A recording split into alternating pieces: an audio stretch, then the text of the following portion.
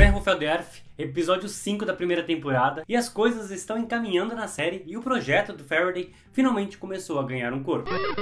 E aí, tudo na paz? De verdade? Então beleza, eu sou o Felipe Dias, este é mais o Fliperama. Se você for novo ou nova por aqui, se inscreva no botão vermelho aqui embaixo e também ative as notificações para não perder os próximos vídeos. Estamos com uma meta de chegar até 10 mil inscritos no final do ano. Me ajude nessa meta aí, se inscreva no canal. As coisas parecem ter avançado bastante em relação ao episódio anterior e começaram a construir essa máquina tão poderosa que eles precisam. É interessante que o episódio já começa com uma cena bem legal. O Faraday, ele tá muito arrogante aqui, ignorante, querendo que as pessoas façam exatamente o que ele precisa, na hora que ele precisa. Então ele ofende e fica tentando mandar na Justin, mas ela não arreda o pé e é firme na sua decisão de ir buscar o seu pai e a sua filha nos Estados Unidos. O pai e o filho da Dustin são personagens bem interessantes, então é legal que eles continuem na trama. E por causa disso eu gostei bastante deles estarem indo para a Inglaterra. Eu também. Enquanto o Justin está indo buscar sua família, Faraday está tendo acesso à 10ª patente finalmente. E eu achei bem legal como a 10ª patente estava guardada, as originais, muito bem protegida e guardada embaixo do solo. Ferry e Hatch agora tem uma equipe de cientistas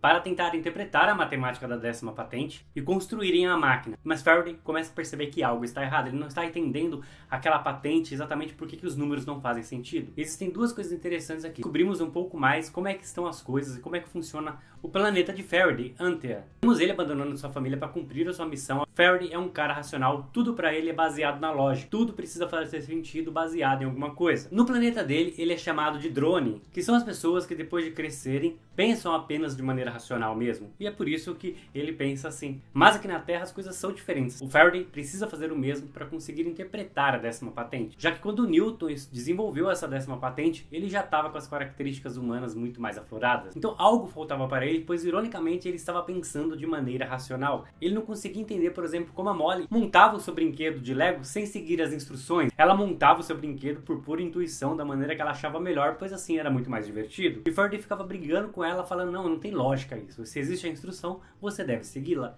Essa é uma informação importante, não é uma cena isolada. Faraday não estava conseguindo solucionar o problema, então procurando por uma fonte de energia chamada Tritium, ele vai até um poço ali de onde ele estava e conhece uma mulher, uma ótima personagem chamada Watt. Curiosamente, Watt é uma unidade de potência, enquanto Faraday é uma unidade de carga elétrica. Então é muito legal que essa personagem apareça e o relacionamento dela com o Faraday faz todo sentido. Faraday precisava da Watt, precisava dessa unidade de potência para conseguir concluir e interpretar a patente. A personagem diz que conheceu o Newton, que trabalhou com ele e viu a humanização dele. Falou que apenas assim é que o Faraday também ia conseguir interpretar as patentes. E a Watt também tenta convencer Faraday que ele é o único que pode fazer o que precisa ser feito. E ele não está convencido disso ainda. Então voltando rapidamente na cena onde o Faraday está tentando entender a lógica da Molly construir o brinquedo sem seguir as instruções. Ele briga com ela e é muito ignorante, inclusive, com ela.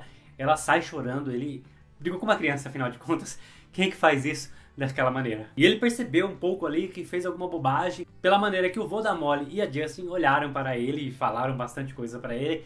E ele sai para passear e encontra com quem? A Watt novamente. É aí que as coisas começam a ficar interessantíssimas. Depois eles começam a beber e a discutir e a Watt começa a falar coisas cada vez mais interessantes relacionadas ao Newton, a 10ª patente e principalmente e estranhamente como é que funcionam as coisas no planeta do Faraday. Como que ela pode saber de tudo isso? É informação demais para uma pessoa saber e guardar isso na cabeça. Mas é claro que a gente vai descobrir isso logo, pois quando voltamos ali no laboratório onde o Faraday está trabalhando, e a Watt começa a desafiar ele novamente, começa a bater na cara dele, começa a falar que ele precisa tentar ver com mais clareza. Eu achei muito estranho, inclusive, ele ser violento com ela. É uma senhora e ele foi violento com ela, bateu nela, jogou ela no chão e ficou completamente desesperado com as coisas que ela falava. Ele estava irritadíssimo. E aí que ele começa a ver as coisas com mais clareza. Ela dá várias risadas e ele percebe que na verdade ela não existe. É o momento clube da luta do episódio. O Watt despertou nele, conseguiu trazer o lado humano dele, no caso ali a raiva. Ele estava completamente irracional, sendo violento com ela. E sendo irracional, ele começou a perceber que dá pra ver as coisas numa perspectiva diferente. Fez ele ter um estalo e reorganizar as patentes e as fórmulas matemáticas.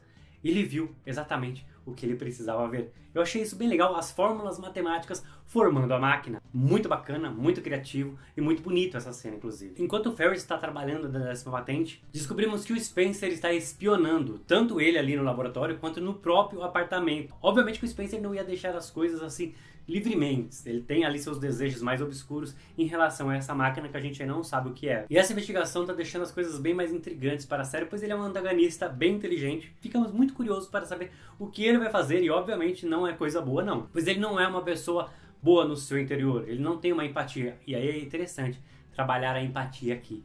Eu já falei nos vídeos anteriores que a empatia, segundo o Philip K. Dick, ele trabalhava muito isso, é o que torna o ser humano mais humano. Por exemplo, se um robô tem empatia, se um robô consegue se colocar no lugar do outro, ou um extraterrestre, ele vai ter muito mais humanidade de um ser humano que não consegue. E isso é trabalhado aqui um pouco mais pra frente, mas eu já chego lá. Voltando a falar do Spencer, enquanto ele está investigando, tem uma cena bem interessante que o Faraday aparentemente começa a construir uma gaiola. A gente acha que isso faz parte do projeto principal, mas é literalmente uma gaiola de Faraday. Gostei bastante dele ter construído isso e ter feito essa brincadeira com o nome da gaiola. E é interessante como as respostas desse episódio estavam na nossa cara o tempo todo. O roteiro toda hora falando em relação a improvisos, como uma peça de Lego, por exemplo, de 1950, funciona perfeitamente numa peça de Lego atual. Como trabalhar com pessoas diferentes, de idades diferentes, de épocas diferentes, com pensamentos e conhecimentos diferentes, que obviamente vão conseguir trabalharem juntas se tiverem com pensamento e objetivo em comum. Esse foi um dos episódios mais bonitos até aqui, inclusive o final, quando o Faraday ele vai se desculpar com a Molly, chamando ela de pupa, que é muito bonita essa cena inclusive, pois ele se reconheceu como um ser humano, se colocando no lugar dela e compreendendo completamente a ideia de que o improviso, a inspiração, a intuição é bem importante também para você avançar. Isso fica bem claro quando ele pega aquela pecinha de Lego que a Molly coloca na mão dele e ele encaixa ali no brinquedo que ela produziu, que inclusive é o brinquedo que produz luz, energia, que é o que ele está tentando trazer. Neste momento, a partir daqui, é onde realmente Faraday se tornou um ser humano, tendo empatia pela personagem Molly e entendendo tudo o que aconteceu. Os sentimentos humanos eles são complexos realmente. A raiva, o ódio, o amor, a razão, a incompreensão, a empatia, são sentimentos que Faraday não estava conseguindo compreender, mas agora, depois de ter conhecido a Watt, a unidade de energia que ele precisava para se tornar o Faraday que ele necessitava, realmente as coisas ficaram bem mais interessantes, inclusive muito mais complexa a série até aqui. Eu espero que essa complexidade só evolua daqui para o final. Ah, eu não posso esquecer uma coisa bem importante, existe um mistério relacionado a Molly que a gente não sabe exatamente o que é. No episódio anterior já havia algumas evidências de que ela tinha alguma coisa especial. No momento onde a Justin ela faz os experimentos no pai da Molly, ela já estava grávida da menina e esse experimento de alguma maneira pode ter afetado a criança. Não sabemos exatamente o que ela é especial e por que e como, mas eu tenho certeza de que algo muito interessante vai acabar se mostrando aqui. O nome desse episódio é Moon Age Daydream, que é o nome de uma música de um dos maiores álbuns de todos os tempos e também do David Bowie, chamado Ziggy Stardust and the Spy from Mars, que conta a história de um extraterrestre e sua banda de rock and roll que vieram aqui para a Terra. E essa música em específico fala sobre um extraterrestre que está aqui na Terra disfarçado. Eu gosto bastante dessas referências relacionadas às músicas do David Bowie aqui. The Man of the Earth, episódio 5, foi um dos melhores episódios da série até aqui. Foi sensível, foi filosófico, foi instigante, foi engraçado. E se a série continuar seguindo o nível desse quinto episódio, ela com certeza vai ser uma ótima série de ficção científica.